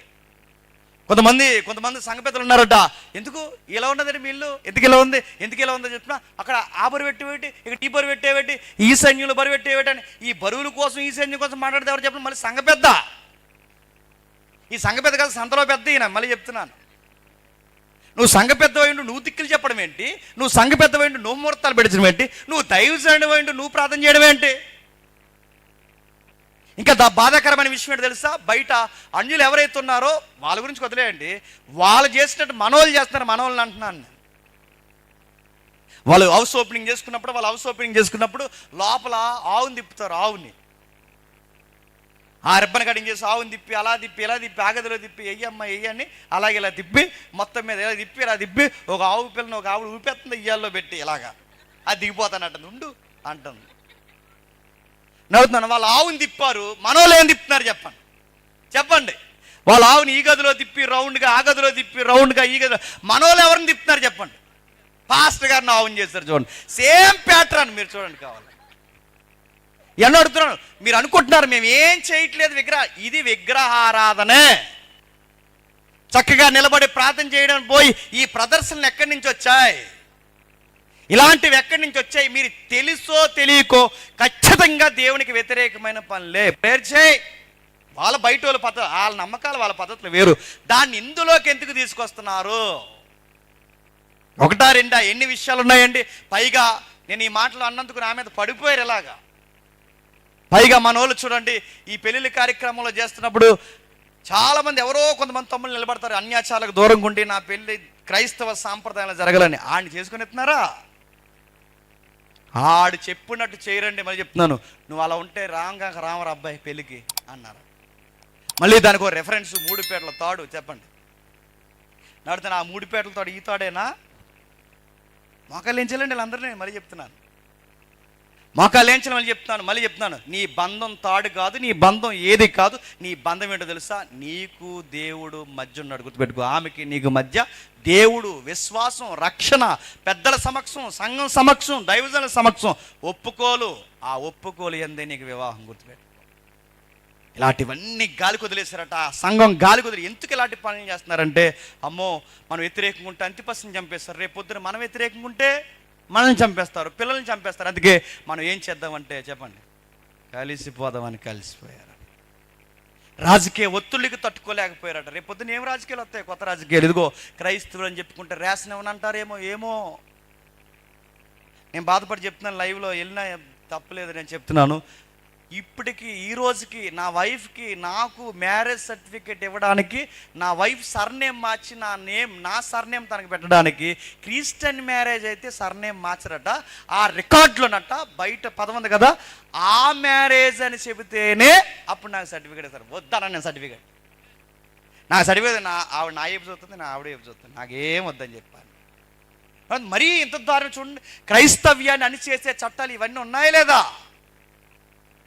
రకరకాల విధానాలు, రకరకాల మన అలవాట్లు చెప్పిన తెలియకుండానే కొన్నిటికి లొంగుతున్నాం. అక్కడే తెలుస్తాం ఇది సంఘమా, సమాజంలో కలిసిపోయిన సంఘమా. ఆ రోజు అదే జరుగుతుంది చూడండి. బయటికి తీసుకొచ్చాడు. బిలాము చేసిన బోధలు చేస్తున్నారు, అటువలే నికోలైతుల బోధన కూడా చేస్తున్నారు. నికోలైతులు వాళ్ళు అదే చేస్తారు. తప్పు లేదు. ఎలా ఉన్నా చెప్పండి. ఇప్పుడు ట్రెండీ బోధలు చెప్తాను వినండి. ఎలా తప్పు లేదని చెప్తారంటే, కొంతమంది అన్నారట అవసరాన్ని బట్టి అబద్ధాలు ఆడవచ్చు అన్నారు. అవసరాన్ని బట్టి. అంత అవసరం ఎందుకు వచ్చిందో? గంజాయి అమ్ముతున్నావా? అవసరాన్ని బట్టి అబద్ధం ఆడొచ్చు. మళ్ళీ లాజిక్, కుళ్ళు లాజిక్ ఏంటి చెప్పిన, ఆ అబద్ధం అట ఎదుటోడికి ఇబ్బంది లేకుండా ఆడాలంట. అబ్బా, మోసే గారికి తెలియలేదు ఆజ్ఞలు రాసినప్పుడు. క్రొత్త నిబంధన రాస్తున్న వాళ్ళకి తెలియలేదు ఆజ్ఞలాడు. మీ మాట అవునంటే అవును చెప్పండి, కాదంటే కాదన్న ప్రభువుకు తెలియదు. ఈ లాజిక్ నడుతున్నాను. వాళ్ళకి వ్యతిరేకంగా అంటే ఎదుటోళ్ళకి ఇబ్బంది లేకుండా అబద్ధం ఆడుతున్నట్టు దేవుడట ఓకే చేస్తాడు. ఎక్కడ ఉంది? దీన్నే రాజీ పడిపోవడం అంటారు. పైగా మళ్ళీ ఒక దరిద్రం ఏంటి చెప్పిన, సినిమాలు చూస్తారట, మంచి సినిమాలే చూస్తాడు. మంచి సినిమాలు ఉన్నాయండి అడుగుతున్నాను. మంచి సినిమాలు చూస్తారట, మంచి అబద్ధాలు ఆడతారట, మంచి దొంగలు అంటే వీళ్ళందరూ. ఆడు దొంగ, ఇంక మంచి దొంగ ఏం లేదు, గుర్తుపెట్టుకోండి. ఇలాంటివన్నీ చేస్తారు. ఇది రాసి పడిపోవడం. అడుగడుగున అబద్ధాలు ఆడడం, అడుగడుగున భయంకరమైన మూఢనమ్మకాలు జరిగించడం, అడుగడుగున దేవుని ఎక్కిరించే పనులు చేయడం. ఇలాంటి పనులు ఆది సంఘం చేస్తుంది. ఎందుకు చేస్తుందంటే పాస్టర్ గారిని చంపేస్తారు. పాస్టర్ గారిని ఎప్పుడైతే చంపేస్తారో సత్యం చెప్పేవాళ్ళు లేరు. సత్యం చెప్పేవాళ్ళు లేకపోయేసరికి కథలు చెప్పేవాళ్ళు ఎక్కువైపోయారు. ఆ కథలు చెప్పేవాళ్ళు వచ్చి ఏం చెప్తున్నారు? లోకంతో సంఘం కలిసిపోయి అసత్య బోధలు చెప్తున్నారు. అందుకే మీరు చూడండి, సత్యం చెప్పేవారు కొన్ని రోజులకు లేరనుకోండి, సాతానుగాడు ఏరేస్తాడు. ఎలా ఏరుతాడు? వాడు డైరెక్ట్గా వచ్చి ఏరాడు. ఎలా ఏరుతాడు చెప్పండి? వాడు రాజకీయాన్ని ఉపయోగించి ఏరేస్తాడు. రాజకీయం అంటే ఏదో ఒక రాజకీయం చూస్తున్నారు కదా, చర్చీలు తీసేయండి అని. నేను ఏ గవర్నమెంట్కి వ్యతిరేకం కాదండో, జరుగుతున్న విషయాలే చెబుతున్నాను. చర్చీలు తీసేయండి అంటున్నారు. ఎందుకు తీసేయాలి? తీసేయండి. రకరకాల విషయాలు ప్రకటిస్తున్నారు, ఎన్నో చేస్తున్నారని అడుగుతున్నాను. రేపు పొద్దున ఇంకా విషయాలు జరుగుతాయి అంటే సాతానుగాడు ఎలా వస్తాడంటే వాడు అధికారాన్ని అడ్డు పెట్టుకుంటాడు, సత్యం చెప్పే వాళ్ళని ఏరేస్తాడు. ఆ ఏరేసిన తర్వాత సత్యం చెప్పే వాళ్ళు లేకపోతే తర్వాత ఏం చెప్పే వాళ్ళు వస్తారు? స్థలం లేక బాధపడుతున్నావా? భయపడవద్దు. నజరేయుడైన యేసు నామానికి ఎకరం వచ్చిన గాక ఈ బ్యాచ్ వస్తారు. పిల్లలు లేక బాధపడుతున్నావా? డోంట్ వరీ, ట్విన్స్ని ఇస్తాడు దేవుడిని. నమ్ము, విశ్వాసం ఉంచు. ఇదో బోధ.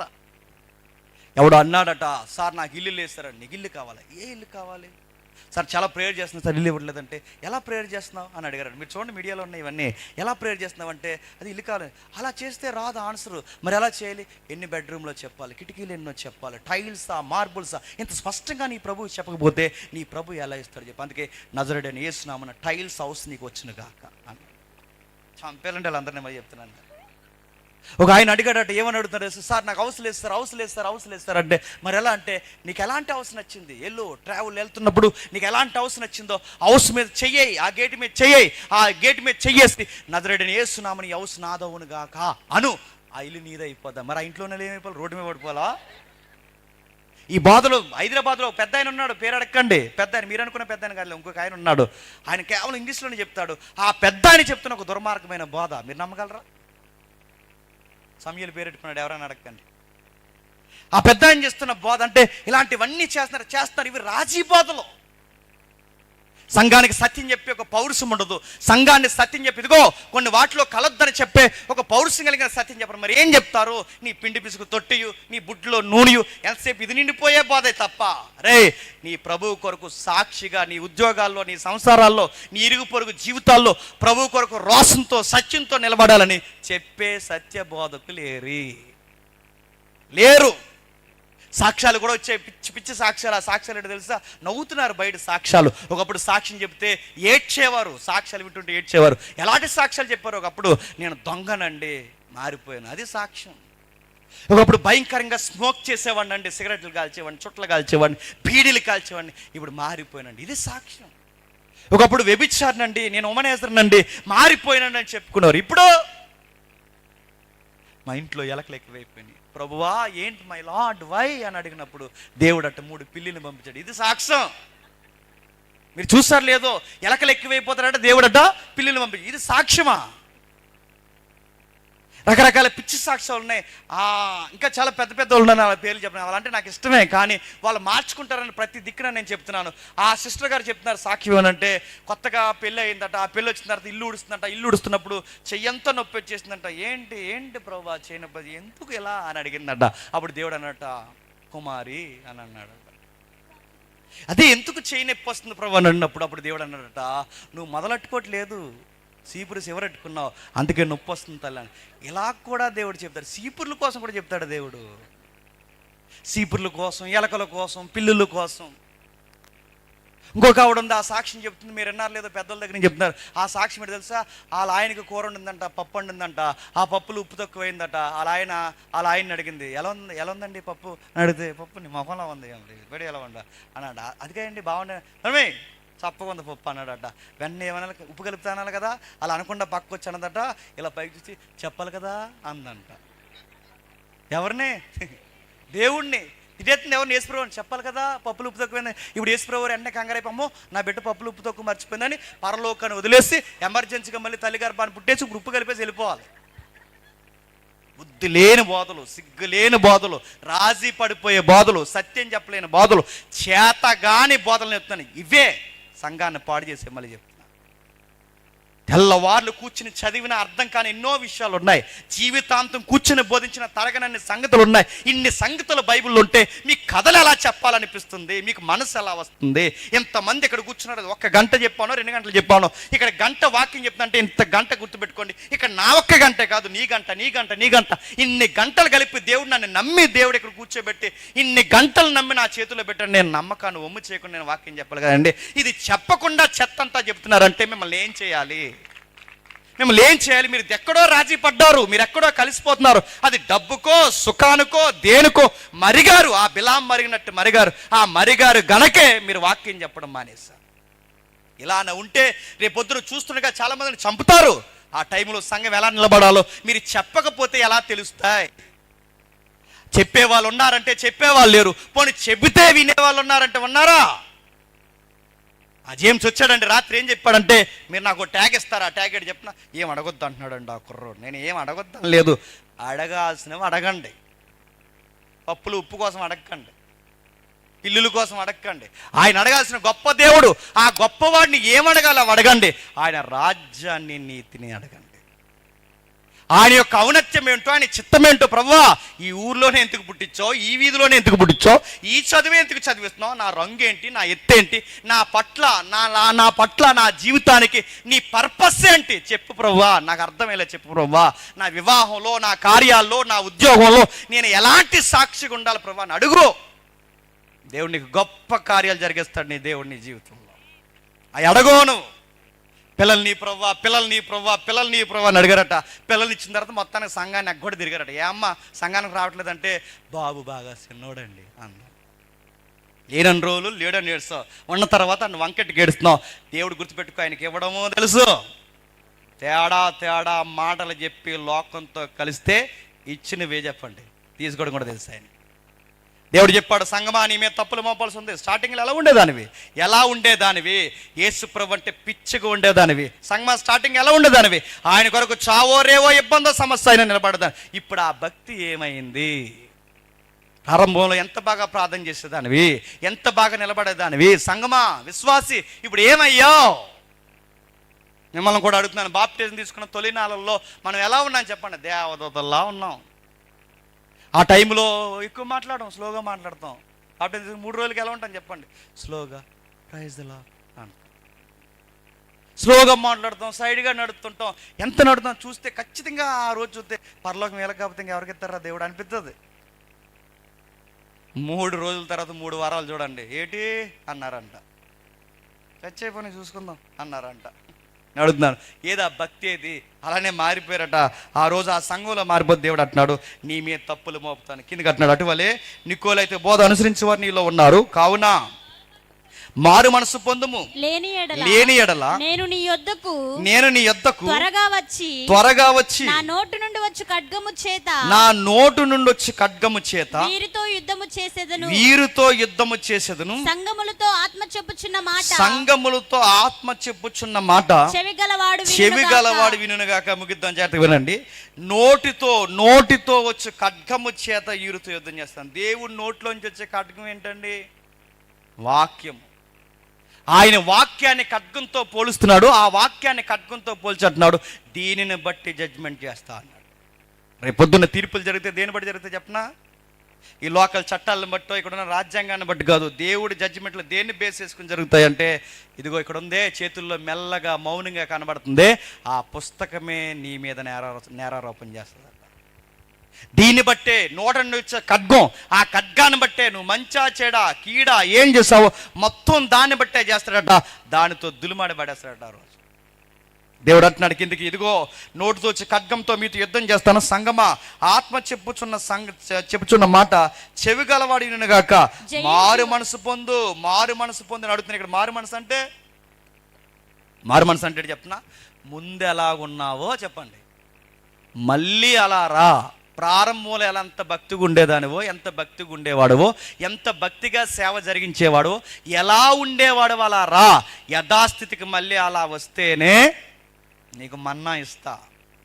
ఎలా ఉన్నావో అలా వస్తేనే జీవవృక్షం ఇస్తా. ఎలా ఉన్నావో అలా ఉంటేనే నీకు తెల్లని రాతినిస్తా. ఎలా ఉన్నావో మళ్ళీ అలా ఉంటే రాతి మీద నీకు కొత్త పేరు రాస్తా. ఇప్పుడు చెప్పండి, ఈ బోధకుడు చనిపోయాడు, ఆ బోధకుడు చనిపోయాడు, ఇంక ఎవరెవరు చనిపోతారు ఏమో, ఏం జరుగుతుందో తెలియదు, ఎలాంటి పరిస్థితులు వస్తాయో తెలియదు. కానీ ఎంతమంది చనిపోయినా సంఘంగా మాత్రం గుర్తుపెట్టుకోండి, మీరు స్ట్రాంగ్గా ఉండాలి. ఎలా జరిగిపోయినా మీరు సత్యమందు చాలా స్థిరులై ఉండాలి. మీ సత్యమందు మీరు పీల్చుకునే ఊపిరి ఒకటే, నాకిటి మీద చెయ్యేసిన మేము ఎనుదిరిగి చూడమగాక చూడం.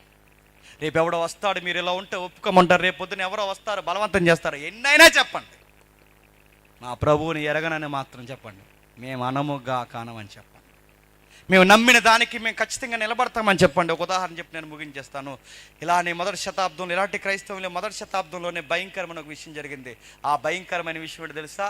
ఒక తల్లిని చూస్తుండగా, తన 7 కొడుకుల్ని చూస్తుండగా కళ్ళ ముందు చంపేశారు. రోమ్ కొలీసియంలో పెద్ద స్టేడియం ఉంటుంది.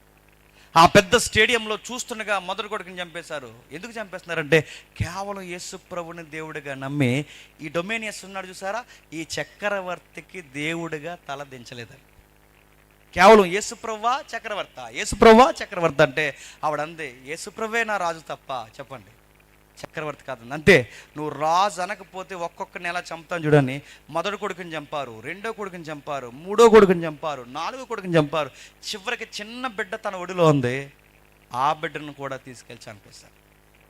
అడిగారు, ఇప్పుడు చెప్పు యేసుప్రవ్వా చక్రవర్తి అని రాజు అని అడిగితే ఆవిడ ఏడుస్తూ కన్నీళ్ళు తుడుచుకుని ఒక మాట అంది, నన్ను కూడా చంపేయండి, నా ఊపిరాగిపోయి చివరి మాటలో కూడా చెప్తున్నాను, నా రాజు ఎప్పుడు నజరుడైన యేసుడే అని. చంపేశారు. ఎప్పుడైతే చంపేశారో ఇలా ఆ స్టేడియంలో సుమారు 50,000 మంది కూర్చుంటారు. ఇలా రౌండ్గా కూర్చుంటారు 50,000 మంది రోమ్ కొలీసియంలో. ఆ 50,000 మంది చూసినప్పుడు భావినండి, మనం అనుకుంటాం, అయ్యో దేవుడు రక్షించలేకపోయాడా, దానియేలుని సింహానుభవం నుంచి రక్షించిన దేవుడు ఈ 7 బిడ్డలను, ఆ తల్లిని రక్షించలేకపోయాడని మనం ఎలాగ ఆలోచిస్తాం. కానీ దేవుడు ఆమె చావుని ఎందుకు అనుమతించాడంటే, ఈ 50,000 మంది చూస్తున్నప్పుడు ఒక విచిత్రమైన ప్రశ్న రేజ్ అయిందట. అరే, మొదటి బిడ్డని చంపారు, రెండో బిడ్డని చంపారు, మూడో బిడ్డని చంపారు, 4వ బిడ్డని చంపారు, ఇంతమందిని చంపినా ఈ తల్లి చివరికి చనిపోతున్నప్పుడు కూడా ఆ దేవుడినే నమ్ముతున్నానని చెప్పి కూడా చచ్చిపోయిందంటే అసలు ఆ దేవుళ్ళలో ప్రత్యేకత ఏముందబ్బా అని ఆ స్టేడియం నుంచి ప్రజలు సంఘానికి పరిగెట్టారంట. నేను మళ్ళీ చెప్తున్నాను, మనం చనిపోతే ఆ చావు మరొకరికి మార్పవచ్చు, మన శ్రమ మరొకరికి ఓదార్పవచ్చు, అంతిమ స్మరణం సంఘానికి ప్రక్షాళన అవ్వచ్చు, స్తెపన మరణం సౌలు మార్పుకి పౌలుగా మార్చడానికి ఒక వారధవ్వచ్చు. అంటే ఎవరికి ఎలా జరిగినా కొన్నిసార్లు దేవుడు ఎందుకు అనుమతిస్తాడంటే దాటన్నిటికీ కారణం సంఘానికి ఆయన ఏదో చెప్పండి చేయబోతుంది. ఈరోజు ప్రవీణ్ అన్నగారు మరణమైనా, ఇంకొకరు మరణమైనా, ఎవరిని మరణమైనా దేవుడు ఎందుకు అనుమతిస్తున్నాడు? సర్వం కాపాడే దేవుడు, సర్వాధికారంతో నడిపించే దేవుడు ఎందుకు కొందరు వ్యక్తుల్ని దేవుడు కాపాడలేకపోతాడు, ఎందుకు చావుని అనుమతిస్తున్నాడు అంటే నేను అనుకుంటున్నాను, నాకు అర్థమైంది, నేను చెప్తున్నాను, నాకు అర్థమైన బైబిల్ వెలుగులో నేను చెప్తున్నాను, బహుశా ఎవరినో చెప్పండి తయారు చేయడానికి కొన్ని శ్రమల గుండా సంఘాన్ని నడిపిస్తున్నాను. ఇది ఎప్పుడు మైండ్లో పెట్టుకోండి. ఆయన ఏదో చేశాడు, ఇది అవన్నీ వదిలేయండి, మనకు అనవసరం. అడుగుతున్నాను, అవి నిజమా అబద్ధమా, ఫోరెన్సిక్ నిపుణులు దాని యొక్క స్టేట్మెంట్లు అవన్నీ వగేరా అవన్నీ వాళ్ళ ఫ్యామిలీ వాళ్ళే పడతారు. కానీ ఒకటి మాత్రం గుర్తు, ఆయన చేసిన సేవ మాత్రం వాస్తవం గుర్తుపెట్టుకోండి, ఆయన ప్రకటించిన దేవుడు మాత్రం వాస్తవం గుర్తుపెట్టుకోండి, మనం నమ్మిన దేవుడు మాత్రం సత్యం గుర్తుపెట్టుకోండి. దేనికి రాజీ పడద్దు. అందుకు అంటున్నాడు, ఆ రోజు అన్నాడట, ఒక తెల్ల రాతిని ఇస్తాను, ఆ రాతి మీదట ఒక కొత్త పేరు రాస్తాడట. తెల్లరాతి ఏంటి? తెల్లరాత అంటే ఏ మార్బులో టైల్ వేస్తాడు అనుకోకండి. తెల్లరాత అంటే ఏంటంటే, ఇప్పుడు మనం ఫంక్షన్కి పిలిచామనుకోండి, ఏం చేస్తాం? ఫంక్షన్కి రండి అను చెప్పండి, ఒక కార్డు ఇస్తాం, ఆ కార్డు మీద వాళ్ళ పేరు రాస్తాం, ఆ కార్డు పట్టుకుని ఆ కార్డు చూసుకుని రమ్మంటాం. ఇది ఆహ్వాన పత్రిక అంటారు. పరలోకంలో కూడా ఆ రోజు గుర్తుపెట్టుకోండి, మొదటి శతాబ్దంలో కార్డ్స్ లేవుగా, వాళ్ళకి అర్థమయ్యే టెర్మినాలజీలో రాస్తున్నాడు. ఆ రోజుల్లో కార్డు లేవు కనుక ఆ రోజుల్లో ఆహ్వాన పత్రికలకు ఏమి ఇచ్చేవారట? చలువు రాతని ఇచ్చేవారట. ఆ భాషలో వాళ్ళకి అర్థమయ్యే ఏమంటున్నాడంటే, ఒక కొత్త రాయి, ఆ రాయి మీద నీ పేరు, ఆ పేరు చాలా డిఫరెంట్గా ఉంటుంది, ఆ పేరుతో నేను పిలుస్తాను, నీకు నాకు తప్ప ఆ పేరు ఇంకెవరికి తెలియదు. ఆ రోజు ఫంక్షన్ ఎలా జరుగుతుందంటే కక్క మొక్క డొక్క అనుకోకండి. ఆ ఫంక్షన్ ఏంటి చెప్పిన, మధ్యాకాశంలో జరుగుతుంది, గొర్రె పిల్ల వివాహ మహోత్సవం జరుగుతుంది. ఆ వివాహంలో సౌందర్యమైన పెళ్లి కూతురు ఎవరో చెప్పిన, నువ్వే, గుర్తుపెట్టుకో. ఆ పెళ్లి కూతురు ఎలా వచ్చింది? తన యొక్క ప్రత్యేకత ఏముంది ఆ పెళ్లి కూతురు కంటే? ఆ పెళ్లి కూతురు శ్రమలలో, అవమానాల్లో, ఇబ్బందుల్లో, బాధల్లో సత్యానికి నిలబడినందుకు భయంకరమైన చెప్పులతో, దారుణంగా ప్యాడ్ నీళ్లతో, అవమానాలతో అవమానించి తన శీలాన్ని సిదిమేయాలని లోకం పలుమార్లు తన మీదకి ఎద్దేవ చేస్తే అన్ని శ్రమల నుంచి మొత్తాబాయి వచ్చిన పెండ్లి కూతురే చెప్పండి సంఘం. గుర్తుపెట్టు, సంఘం సిద్ధమవ్వాలి. నేడో రేపో వరుడు వచ్చేస్తాడు. ఆ వరుడు వచ్చే సమయానికి ఈ సంఘం శ్రమల గుండా సిద్ధమైపోవాలి. కానీ నడుతున్నాను, శ్రమలు పడే సంఘం పెళ్లి కూతురు ఉందా? పెళ్లి కూతురు లావైపోతుంది ఈ మధ్య ఏటో. మరి ఎవరైనా అడగకుండా పెళ్లి కూతురు సంఘం పెళ్ళికూతురులో మీద ప్రభు వచ్చేసి వరుడు వచ్చేసి సమయం దగ్గరకు వచ్చింది, ముహూర్తం అర్థమైపోతుంది, ముహూర్తం దగ్గరలోనే ఉందని. మళ్ళీ ముహూర్తం అంటే మీరు అలా పోతారు. రాకడ గడియలు అర్థమవుతున్నాయి, ఆయన వచ్చే గడియలు సిద్ధంగానే ఉన్నాయి. కానీ సంఘానికి భయం లేదు. ఎందుకంటే సంఘం ఏమనుకుంటుందంటే ఇంకా రాళ్లే, వచ్చినప్పుడు స్నానం చేద్దాం, అప్పుడు రెడీ అవుదాం అనుకుంటుంది. చెప్పొద్దాడు అనుకుంటున్నావా? ఆయన చెప్పా చేయకుండా అసలు ఈ లోపల వరుడు వచ్చేసాడు అనుకోండి, సడన్గా వరుడు వచ్చాడు అనుకోండి, ఈ లోపల సిద్ధం కాలేదంటే ఎలాగా? శ్రమల గుండా, బాధల గుండా, ప్రార్థనలో, బైబుల్లో, సభలో, సువార్తల్లో సంఘం ఎలా సిద్ధమవ్వకుండా పెళ్లి కొడుకు వచ్చే సమయానికి పెళ్లి కూతురు ఇక్కడ మసి, ఇక్కడ చెమట, చెత్త, సీముడు అంతా రాకుని ఇలా ఏలు పెట్టుకుని ఇలా తిరుగుతుంది అనుకోండి. ఆ టైంకి పెళ్లి కొడుకు వచ్చి ఏది పెళ్లి కూతురు ముక్కులు ఎడితే తిప్పుకుంటుంది ఆవిడ అన్నాడు అనుకోండి, ఆవిడ అన్నాడు అనుకోండి, ఎంత రమ్యంగా ఉంది అంటాడా? సిద్ధపాటు లేని, బుద్ధి లేని కన్య అంటాడు. గుర్తుపెట్టి, వరుడు ఏ టైంకి వస్తాడో తెలియదు. ఈరోజు సంఘానికి సుఖం ఎక్కువైపోయింది. ముత్తాబవలసిన సంఘం, శ్రమలతో సిద్ధపడాల్సిన శ్రమ ఈరోజు సంఘం ఎలా ఉందో చెప్పిన సుఖాలు కలవడం. అందుకే ప్రభు చెప్తున్నాడు, శ్రమలు కోరుకోండి, శ్రమలను జయించే శక్తిని ఇమ్మని అడగండి. ప్రార్థనలు కూడా అర్థవంతంగా చేయండి. దేవా శ్రమలు తీసే అలాంటి ప్రార్థనలు వచ్చాయి, భయపడే ప్రార్థనలు. అలాంటి ప్రార్థన కాదు, శ్రమలు తీసే కాదు, శ్రమలను జయించే శక్తిని ప్రభువాను ప్రార్థన చేయి. నీ వరుణ్ణి నేను ఎదుర్కొంటాను ప్రభువాను ప్రార్థన చేయి. సంఘముగా కూడుకుంటాను చెప్పు. పాస్టర్ గారికి ఏమైనా, పెద్దలకి ఏమైనా, మా క్రైస్తవ సమాజానికి ఏమైనా, నా విశ్వాసం ఇంచు కూడా కదలదని చెప్పు. ఆ రోజు సాతాను సింహాసనంలో ప్రభుత్వం కూర్చుంది, ఎదురుగా 7 అడుగుల స్థలం పైన పెద్ద ఆకారం కూర్చుంది. ఇన్నిటి మధ్య చెప్పండి సంఘం యేసు ప్రభు నమ్ముకుంది, చెక్కు చెదరకుండా నిలబడిందట. ఈరోజు చెప్తున్నాను, ఆ రోజు 1000 అడుగులు కూడా కాదు, ఎన్ని ఉన్నాయండి మన చుట్టూ చెప్పండి. ఎన్ని ఉన్నాయి, ఎంత అధికారం ఉంది, ఎన్ని జరుగుతున్నాయి, ఎన్ని ప్రలోభాలకు గురి చేస్తున్నారు, ఎంత భయపెడుతున్నారు. ఈయన ఉన్నప్పుడు కూడా ఆ రోజు పెర్గమ సంఘం ఎంత స్ట్రాంగ్గా నిలబడిందో, ఎన్నికి మించి ఎన్ని శ్రమలు వచ్చినా అంతే స్ట్రాంగ్గా చెప్పండి మనము కూడా నిలబడాలి. ప్రతిదానికి లొంకండి, చీటికి మాటికి ఆపద మొక్కలు దేవుళ్ళ చూడకండి. దేవుడిని ఎలా చూడాలో అలా చూడండి. మొదట ఆయన రాజ్యాన్ని, నీతిని ఎతకండి, మీకు కావలసినవన్నీ చెప్పండి ఆయన అనుగ్రహిస్తాడు. మీకు పిల్లలు కావాలో ఇస్తాడు, మీకు ఉద్యోగం కావాలో ఇస్తాడు, మీకు ఏమేం కావాలో ఆయన దయచేస్తాడు. ఆయన ఏం అడగాలో అది అడగండి. ఆయన రాజ్యాన్ని, నీతిని, మీకు కావాల్సిన అన్ని ఆ ప్రభువు దయచేస్తాడు. ఆ ప్రభువును ప్రభువుగానే చూడండి. ఆ ప్రభువుని ఆపద మొక్కల దేవుడిని చేయకండి. దేవుడు మిమ్మల్ని దీవించును గాక. ఆమేన్, ఆమేన్, ఆమేన్. ప్రార్థన చేసుకోండి. ప్రేమగల తండ్రి, కృపగల దేవ, ఆది సంఘపు సంఘ వైఖరి తండ్రి, వారు నిలబడిన విధానం, మళ్ళీ మారు మనసు పొందిన వైనము తండ్రి, ఆశ్చర్యం అంటే నిజముగా తండ్రి. సాతాను తండ్రి ప్రభుత్వాల రూపంలో, చట్టాల రూపంలో, వ్యక్తుల రూపంలో తండ్రి అధికారాలను తండ్రి పెనవేసుకుని తండ్రి రకరకాల వైనాల్లో వాడు సంఘం మీద పడతాడు దేవా. ముఖ్యంగా తండ్రి కాపరిని కొడతాడు. కాపరి చెదిరిపోతే గొర్రెలన్నీ చెదిరిపోతాయి తండ్రి. వాడి యొక్క ఎత్తుగళ్ళు ఆది కాలం నుంచి ఇదే దేవా. వాడు నరహంతకుడు, అబద్ధికుడు, మోసగాడు. వాడు ప్రజలను, ముఖ్యంగా మీ పిల్లలను ఎలా తీసేయాలని చూసే భయంకరమైన జాలి లేని వాడు తండ్రి. అలా టైంలో తండ్రి కాపరి అంతిపస్ చనిపోయిన సంఘము తండ్రి స్థిరముగా నిలబడిందని ఒక గొప్ప సాక్ష్యం ఉంది దేవా. అలాంటి పెర్గము లాంటి సంఘాలను మళ్ళీ లేవనెత్తండి. ప్రాణాన్ని తృణప్రాయంగా ఎంచుకునే అంతిపస్సల్లాంటి వారిని లేపండి. సంఘంలో, సేవలో శ్రమపడే సౌందర్యమే గొప్పదని తండ్రి చూడగలిగే మనోనేత్రాలు ఇవ్వండి. ఈ మాటలు అందరికీ అర్థం అవుతండ్రి, మీరు కోరిన చెవి గల వారికి మాత్రమే అర్థం అవుతాయి దేవా. మర్మగర్భంగా తండ్రి యోహానుతో ఆ రోజు సంఘంతో మాట్లాడిన ఈ మాటలు తండ్రి ఈ రోజుకి అచ్చుగుద్దినట్టు తండ్రి అలానే తండ్రి ఈ రాజకీయాలు, ఈ ప్రజలు, ఈ అధికారాలు మా కళ్ళ ముందు కనబడుతున్నాయి. మళ్ళీ అదే పరిస్థితులు వచ్చాయి తండ్రి, వస్తాయి. ఇంకా ఏం జరుగుతాయి, ఇంకా ఏం పెరిగిపోతాయి మాకు తెలియదు తండ్రి. ఎన్ని వచ్చినా మేము నిలబడతాం దేవా. ఎన్ని జరిగిపోయినా తండ్రి మీ ప్రభువు చేసిన త్యాగాన్ని మేము మరవలేము తండ్రి. మాకు ఇల్లు ఇస్తావా, వాకిలు ఇస్తావా, మాకు బిడ్డల్ని ఇస్తావా, ఉద్యోగం ఇస్తావా, ఇవేమీ కాదు తండ్రి. మా కొరకు ప్రాణం ఇచ్చారు, మా కొరకు రక్తం గార్చారు. మా ప్రభు తండ్రి మా కొరకు మరణించి తిరిగి లేచాడు. ఎందుకన్నా మాకు ఏం కావాలి తండ్రి? ఆయన ఏది చేశాడో అది మాకు చూడడం రావట్లేదు. మీ రాజ్యాన్ని చూడడం రావట్లేదు, మీ చిత్తాన్ని చూడడం రావట్లేదు తండ్రి. మీ భయంకరమైన విషయాల్లో తండ్రి మీ బిడ్డలు మెలుకు కలిగిన సంఘంగా ఆదరించండి. వరుడుగా నేడో రేపో రాబోతున్న ఆయన ఎదుర్కొనే ధన్యత ఇవ్వండి. విలువైన సంగతులు వినిపించినందుకు మీకు స్తుతులు. స్థానిక దైవజనుల్ని, సంఘాన్ని, కాపర్ని, కుటుంబాలు, ఇంకా ఎవరైతే ఉన్నారో పెద్దల్ని అందరినీ తండ్రి మీరు ఆశీర్వాదకరంగా మార్చండి.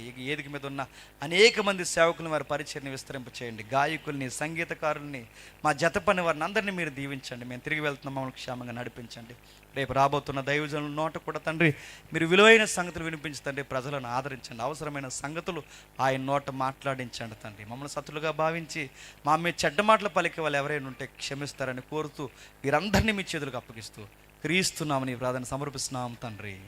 ఆమేన్, ఆమేన్, ఆమేన్. సరే అందరూ